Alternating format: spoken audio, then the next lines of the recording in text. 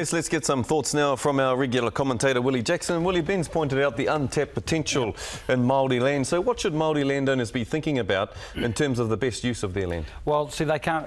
The thing is, Ben's got a very tough position, right? In fact, I admire what he's doing. He's trying to point out, look, here's the huge potential to our people. The problem Ben's got is our people hate him. Well, they don't actually hate him, but they hate who he represents. Why do they hate him? Well, because history tells us that our land's just been taken. Right, just been taken.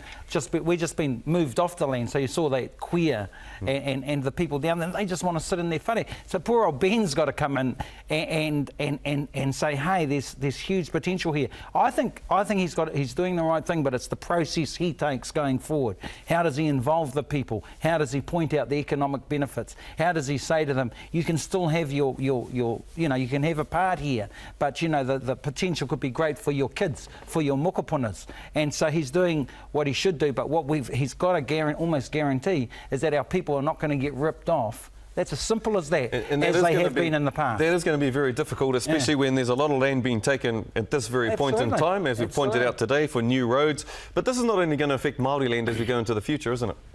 But it's going to affect everyone. But here's the problem. We're the ones who've been hammered by the Crown through the years. So that's why people like Ben Dalton are really important. Peter Sharples plays a vital role here, but very much in a trust role. Our people will be, and Ben has to win the trust of the people. Very hard, of course, for Ngāpuhi going down to Te Arawa, but particularly depends how he delivers the message. Yeah, but I think they're doing the right thing. But they got to tread carefully here because our people don't want to lose their things.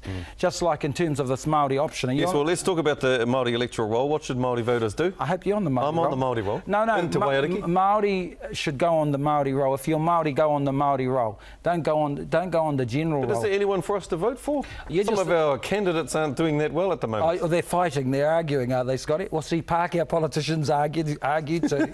Yes, they're all fighting, and that's what people will say, oh, waste of time going on the Māori roll. If you're Māori, go on the Māori roll. You've got a real option there, and you can vote for anyone, Māori Party, Mana Party, whatever, because if we don't, we could lose these seats. We've got a chance of an extra seat.